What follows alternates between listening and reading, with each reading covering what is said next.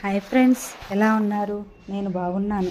మీరందరూ బాగుండాలని కోరుకుంటున్నాను. ఫ్రెండ్స్, మీకు నా కథలు నచ్చినట్లయితే ప్లీజ్ సబ్స్క్రైబ్ చేయండి, షేర్ చేయండి, లైక్ చేయండి. ఇప్పుడు కథలోకి వెళ్దాం. కథ పేరు నిశాంత. చదువుతున్నది శోభారెడ్డి. లైట్ వేసి వెళ్ళి గ్లాసుతో మంచినీళ్ళు తెచ్చి తాగించింది నిశాంత. అతని నుదుటి మీద, మెడ మీద దిగజారుతున్న చెమటల్ని కొంగుతో అద్ది తుడిచింది. ఏమిటి కళ అని అడిగింది. అతను అవునన్నట్లు తల ఊపాడు. ఏం కళ? అతను చెప్పేద్దామని అనుకున్నాడు. చెప్పటానికి ఆయత్తమవుతూ పెదవులు కదిలినాయి. నిశా తలెత్తి చూశాడు. అంది. నిశాంత ప్రేమి నిండిన కళ్ళను చూసిన కొద్దీ అతని ధైర్యం జారిపోయింది. తను చెప్పలేడు, ధైర్యం చాలటం లేదు. ఆ ప్రేమ నిండిన కళ్ళల్లో తిరస్కారం చూడలేడు, అసహ్యం భరించలేడు. ఏమిటి పృథ్వీ? అంది. పృథ్వీ నిశాంత నడుం చుట్టూ చేతులు పెనవేసి పొట్టకు ముఖం ఆనించి కళ్ళు మూసుకున్నాడు. ఏమిటమ్మా, ఏమిటా కంగారు? అచ్చు అతను లాలనతో అడిగినట్టే అడిగింది. అతను కళ్ళు మూసుకున్నాడు. మౌనంగా ఉండిపోయాడు. అతని పెదవులు విడివడలేదు. నిశాంత అతని తల మీద చెయ్యి వేసింది. ఆ చేత్తో నిమరటం, పొట్ట మీద నులివెచ్చటి స్పర్శానందం. పృథ్వీ ఆమె ప్రేమను పోగొట్టుకునేందుకు సిద్ధంగా లేడు.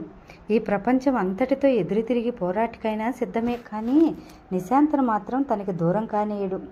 ఇది తన నిర్ణయం. దానికి తిరుగులేదు. నిజాలు మోసాలు ఏమైనా ఉంటే అట్టడుగు పొరల్లో పూడ్చివేస్తాడు. ప్రపంచం తనని స్వార్థపడి అంటుందా? అనని. ఈ ప్రపంచానికి తన బాధ తెలుసా? జీవితం ఎడారిలో ఒంటరితనంతో ఉన్న తనకి నిశాంత ఒక వయాసిస్సులా దొరికింది. ఈ చల్లటి తీరం నుంచి తనను తన బొందులో ప్రాణం ఉండగా ఎవరూ వెళ్ళగొట్టలేరు. వయాసిస్సు సుఖం ఏమిటో ఎడారిలో నడిచిన వారికే తెలుస్తుంది. ఆ చల్లటి నీడ తెలియనంత వరకు ఎడారిలో నడుస్తాడు మనిషి. తెలిసిన తర్వాత వదులుకుని మళ్ళీ ఎడారిలోకి వెళ్ళాలంటే శరీరం ఏది ఇష్టపడుతుంది? ఏ ఆంతర్యం అంగీకరిస్తుంది? ఈ ప్రపంచానికి తను ఎప్పుడూ అర్థం కాలేదు. ఇప్పుడు అంతే. పృథ్వీ ఊరు నుంచి తిరిగి వచ్చేసరికి ఆఫీసులో పార్సల్ ఒకటి వచ్చి ఉంది. పృథ్వీ దాన్ని తెరిపించి చూశాడు. అవి జ్యోతి సామాన్లు, అతని పుస్తకాలు, షూస్, బనీన్లు, గొడుగు, నిశాంత అల్లి ఇచ్చిన పూల టోపీ, కళ్ళజోడు, ఉత్తరాలు వగైరా. పృథ్వీ ఉత్తరాలు తీసుకుని చూశాడు. వాటిలో నిశాంత వ్రాసినవి ఉన్నాయి. నిశాంత వ్రాసిన ఉత్తరంలో తనని గురించిన ప్రసక్తి చదివాడు. 1-2 చోట్ల అతను మళ్ళీ అవే వాక్యాలు చదివాడు. ఈ ప్రపంచంలో స్నేహం అనేది దొరకటం ఒక అదృష్టం. అది అందరికీ లభ్యం కాదని అతనికి తెలియదు. ఇలా అని అతని ముఖం మీద చెప్పాలని చాలాసార్లు నోటి వరకు వచ్చింది, కానీ మరీ అతని అహాన్ని సూటిగా షూట్ చేసినట్లు అవుతుందేమోనని జంకాను. పృథ్వీ ఇంకోటి చదివాడు. ఈ ప్రపంచంలో ఎవరిష్టం వారిది, ఎవరి బాగోగులు వారు చూసుకోవాలి. ఒకరిని సరిదిద్దాలని కానీ సంస్కరించాలని కానీ ఎవ్వరూ అనుకోకూడదు. అలా అనుకునేవారు పిచ్చివాళ్ళైనా ఉండాలి, పరమ మూర్ఖులైనా ఉండాలి. నీ ఫ్రెండ్ విషయంలో నేను ఈ రెండూ కాదలుచుకోలేదు. అతనికో నమస్కారం. ఇక ముందు ఉత్తరంలో నువ్వు అతని విషయాలు వ్రాసి మన ఉత్తరంలో చోటు వృధా చేయవద్దు. ఈ వాక్యాలు చదువుతుంటే పృథ్వీ దవడ ఎముక బిగిసింది. అతని కళ్ళు మరో చోట ఆగినాయి. అక్కడున్న వాక్యాలు అక్షరం అతి జాగ్రత్తగా, వాటి అర్థం జీర్ణింప చేసుకున్నట్లుగా మళ్ళీ చదివాడు. నువ్వు పెళ్లి గురించి చెప్పావు. నాకు చాలా సంతోషంగా ఉంది. నేను కూడా అదే ఆలోచిస్తున్నాను. నువ్వు వచ్చినప్పుడు నీకే స్వయంగా చెప్తాను. ఎంత చిత్రం, మన ఇద్దరికీ పెళ్లి గురించిన ఆలోచనే వచ్చింది. పృథ్వీ ఆ ఉత్తరం వేయబోయి అతి కష్టం మీద ఆగాడు. అతను ఉత్తరం పక్కన పడేసి మోచేతుల్లోకి తలదించుకున్నాడు. ఈ ఉత్తరం తను పెళ్లి కాకముందు చదివినట్టయితే చాలా బాగుండేది. ఈ ఉత్తరం తను చూడడం జరిగేసరికి జరగాల్సింది జరిగిపోయింది. అనుమానం లేదు. నిశాంత జ్యోతిపోయిన ఆ షాక్లో తనతో పెళ్లి కొప్పుకుని ఉంటుంది. ఇంకో కవరు విప్పాడు. అది జీవిత బీమా పాలసీ. జ్యోతి తన వారసురాలిగా నిశాంతకు రాశాడు. కేరాఫ్ అడ్రస్ తనది ఇచ్చాడు. జ్యోతి బ్యాంకులో డబ్బు, జీవిత బీమా పాలసీ డబ్బు మొత్తం నిశాంతకే వస్తున్నాయి. ఇక్కడ కూడా పృథ్వీ ఏం చేయలేడు. అతను ఆఫీసు నుంచి బయలుదేరేసరికి ఆకాశం మబ్బు పట్టి ఉంది. కారులో ఇంటికి వస్తుంటే టపటపా చినుకులు రాలినాయి. చూస్తుండగానే జోరున వాన మొదలైంది. అతను ఇంటికి వచ్చేసరికి వాన ఇంకా ఉధృతమైంది. అతను కారు దిగి పార్సిల్ తీసుకుని ఇంటిలోకి వచ్చాడు. అయ్యో, తడిసిపోయినట్లున్నావు. నిశాంత పడగదిలోకి వెళ్ళి టవల్ తెచ్చి అందించింది. టవల్ అందిస్తూ మధ్యాహ్నం సుప్రియ వచ్చింది. సంబంధం కుదిరిందంట. అతను ఇంజనీర్.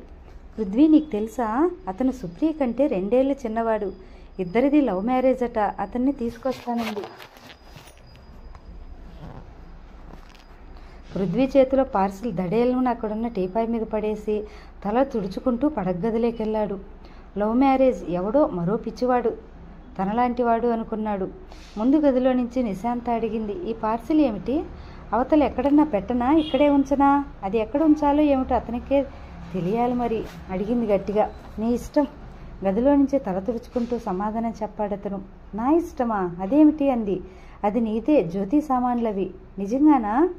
ఆ తర్వాత మళ్ళీ ఇక మాట వినిపించలేదు. గదిలో పృథ్వీ తడిసిన బట్టలు మార్చుకున్నాడు. ముఖం, కాళ్ళు, చేతులు కడుక్కున్నాడు. తల దువ్వుకున్నాడు. పుస్తకం తీసుకుని చూస్తూ కూర్చున్నాడు. టైం చూసుకున్నాడు. అరగంటకు పైగా అయింది. అవతల గదిలో నుంచి నిశాంత చప్పుడేం వినిపించలేదు. ఆ పార్సిల్ విప్పి ఆ సామాను చూడగానే పృథ్వీ అని ఏడుస్తూ చాలా హంగామా చేస్తుందనుకున్నాడు. అలాంటిదేం వినిపించలేదు. బయట వానజోరు ఇంకా ఉధృతమైంది.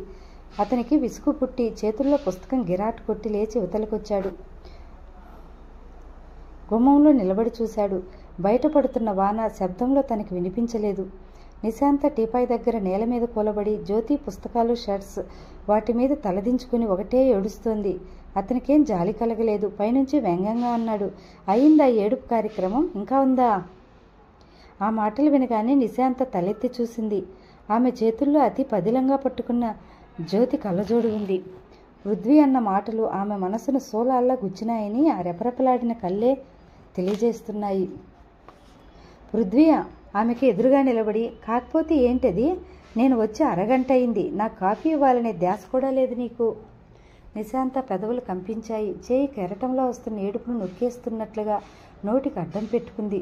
వెంటనే లేచి లోపలికి వెళుతుంటే పృథ్వీ వెనక నుంచి మరింత కఠిన స్వరంతో రెట్టింపు వ్యంగ్యంగా అన్నాడు, నీ బాధ నాకు అర్థమవుతూనే ఉంది. నేను పోయి జ్యోతి బాగుంటే నీకు ఆ ఏడుపు ఉండేది కాదు, ఆనందంగా ఉండేది. వంట ఇంట్లోకి వెళ్ళిపోబోతున్న నిశాంతకు ఇక ముందుకు అడుగులు పడలేదు. చివ్వున వెనక్కి తిరిగింది. ఆమె చేతిలో జ్యోతి కళ్ళజోడి ఇంకా అలాగే పట్టుకుని ఉంది. ఆ పట్టుకోవటంలోనే అదేదో ప్రియాతి ప్రియమైన వస్తువులా ఉంది. కళ్ళజోడు పట్టుకున్న చెయ్యి జాచి, ఏమన్నావు పృథ్వీ అంది. ఉన్నమాటే అన్నాను. నీకు నేను చచ్చిపోయి జ్యోతి బ్రతికి ఉంటే బాగుండేది అంటున్నాను అన్నాడు. సమాధానంగా నిశాంత నోటి వెంట ఛీ అనే చిత్కారం వెలువడింది. ఆ చూపుల్లో అసహ్యం, అనుమానం కనిపించాయి. అక్కడి నుంచి చుట్టుక్కుని వెనక్కి తిరిగి వెళ్ళిపోబోతుంటే పృథ్వీ వెనక నుంచి ఒక్క అంగులో వచ్చి నిశాంత భుజం పట్టుకుని బలంగా తన వైపు తిప్పుకున్నాడు. అతని రెండు చేతులు నిశాంత భుజాల కండరాల్లోకి దిగిపోయేంత గట్టిగా పట్టుకున్నాడు. నీ చేత చిత్కారాలు చేయించుకోవటానికి నేను నిన్ను పెళ్లి చేసుకోలేదు. నిజం చెప్పు జ్యోతిని. ఖబర్దార్. నిశాంత వణుకుతున్న చెయ్యి చూపించింది. ఆ పేరెత్తావంటే ఊరుకోను. నిశాంత చేసిన ఈ తిరస్కారం పృథ్వీ అహాన్ని మరింత గాయపరిచింది. అతను చెయ్యి ఎత్తాడు. అతను కొట్టబోయే ముందు అతని చెంప చెల్లుమంది. అతను దిగ్భ్రాంతి చెందినట్లుగా నిశ్చేష్టుడై చెంప తుడుచుకుంటూ నిలబడ్డాడు. నిశాంత చేతికి చురుకు చాలా ఉంది. నిశాంత్ అప్పటికే అతని నుంచి దూరంగా వెళ్ళిపోయింది. ఏడ్చేస్తూ, నువ్వు ఏమీ మారలేదు, అంతా నటన, మోసం. నువ్వు మారావనుకున్నాను, నాదే పొరపాటు, నేనే తొందరపడ్డాను అంటూ అక్కడి నుంచి వెళ్ళిపోయింది. పృథ్వీ తనని తాను తమాయించుకోవటానికి కొద్ది నిమిషాలు పట్టింది. కొద్దిసేపటికి తెప్పరిల్లాడు. ఓ గాడ్, తనేం చేశాడు? ఎంతో జాగ్రత్తగా ఉండాల్సింది పోయి ఆవేశంతో నోటికొచ్చిందనేశాడు. అతను గబాల్ని ఇవతల గదిలోకొచ్చాడు. నిశా గదిలోకి చూస్తూ పిలిచాడు. నిశా పలకలేదు. నిశా పక్క గెస్ట్ రూమ్లోకి వెళ్ళాడు. అక్కడ కూడా లేదు. చెవులు రిక్కించి విన్నాడు. ఏ మూల నుంచి నిశాంత ఏడుపు వినిపించటం లేదు. నిశా! అతను ఆ ఇల్లంతా పరుగులు తీశాడు. ఎక్కడా నిశాంత లేదు. నిశా! అతని పిలుపుకు అతని ప్రతిధ్వనే సమాధానమైంది తప్ప ఎక్కడా నిశాంత చప్పుడు వినిపించలేదు. అతనికి భయం వేసింది. ఈ వానలో ఎక్కడికి వెళ్ళింది? బయట చూశాడు. వానజల్లు ముమ్మరంగా ఉంది. అతను తలుపు వేయటం కూడా మర్చిపోయాడు. మనసంతా కంగారుగా ఉంది. గ్యారేజ్లో నుంచి కారు బయటకు తీశాడు. కారు రివ్వున గేటు బయటకు వచ్చింది. సుప్రియ దగ్గరికి వెళ్ళాడు. నిశాంత రాలేదంది. రాధమ్మ దగ్గరికి వెళ్ళాడు. ఆవిడ మూతి విరుస్తూ, అయ్యో మా ఇంటికి వస్తుందా? ఇప్పుడు ఆవిడ గారి కళ్ళకు మేమేం ఆనుతామా ఏమిటి అంటూ పురాణం మొదలుపెట్టింది. పృథ్వీకి అది వినే ఓపిక లేదు. బయటకు వచ్చేశాడు. నిశాంత్కి గార్డెన్లో బెంచి చాలా ఇష్టం. తామిద్దరూ కలిసి అక్కడ చాలాసార్లు కూర్చున్నారు. అతను డ్రైవ్ చేస్తున్న కారు గార్డెన్లోకి వచ్చింది. అక్కడ వానదారులు కురుస్తున్న గార్డెన్లో బెంచి ఖాళీగా కనిపించింది. కారులో కూర్చుని ఉన్న అతను అరచేత్తో గడ్డం రాసుకున్నాడు. ఎక్కడికి వెళ్ళి ఉంటుంది? ఏదైనా అఘాయిత్యం చేయలేదు కదా? అతని వెన్నెముక మీద ఏదో కదిలినట్టు ఒళ్ళు జలధరించింది. నిశాంతను, తన భార్యను తను మళ్ళా కల్లారా సజీవంగా చూడగలుగుతాడా? అతను గుండెల్లో నుంచి దుఃఖం లాంటిది కెరటంలా ఉప్పొంగి వస్తోంది. అతను ఆ వానలో తిరిగి తిరిగి బట్టలు మనసు నీళ్లు కారిపోతుండగా ఇంటికి తిరిగి వచ్చాడు. తను ఆలస్యం చేయటం లేదు కదా? ఇక ఫోన్ చేసి పోలీసులకు రిపోర్ట్ ఇవ్వడం మంచిదేమో.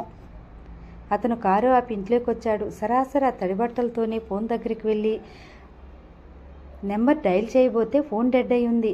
అతను చాలా అశాంతిగా అటు ఇటు తిరిగాడు. నిశా! అతనికి ప్రపంచం అంతా దద్దరిల్లిపోయేలా అరిచి పిలవాలనిపిస్తుంది. ఈ రోజుతో తన జీవితం అయిపోయిందేమో. అతనికి అయోమయంగా ఉంది. గుండెల్ని పిండేస్తున్నటువంటి ఇలాంటి బాధ ఎన్నడూ ఎరగడు. పృథ్వీకి హఠాత్తుగా ఆ క్షణంలో నష్టం అంటే ఏమిటో అర్థం కాసాగింది. ఇన్నేళ్ళు అతను నష్టం అనే మాటను అస్సలు ఒప్పుకునేవాడు కాదు. సిల్లి, ఈ ప్రపంచంలో నష్టం అంటూ ఏదీ లేదు. అంతా అంకెల గారడి. ఆ అంకెలు కాసేపు అటు ఇటు వ్యక్తులు ఆ డ్రెస్సులు మారుతుంటాయి అని తర్కించేవాడు. ఇప్పుడు అర్థమవుతోంది. జ్యోతి ఎప్పుడు అనేవాడు, పృథ్వీ, నువ్వు ప్రతిదీ డబ్బుతో ముడిపెట్టుకో. ఈ ప్రపంచంలో డబ్బుతో విలువ కట్టలేనిది కొన్ని ఉన్నాయి. పృథ్వీకి ఈ క్షణాలు అలాగే ఉన్నాయి. నిశాంత తన జీవితంలో నుంచి వెళ్ళిపోయింది.